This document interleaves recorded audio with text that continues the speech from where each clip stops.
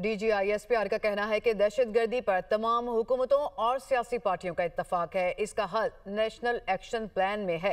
National action plan को अमली जामा पहनाने के लिए बलूचिस्तान में एक मरबूत निज़ाम वज़ा किया गया। ईरानी डीजल की स्मगलिंग गैर कानूनी स्पेक्ट्रम की बड़ी वजूहात में से एक है। इस मद में हासिल होने वाली रकम दहशतगर्दी के फिरोग के लिए इस्तेमाल की जाती है।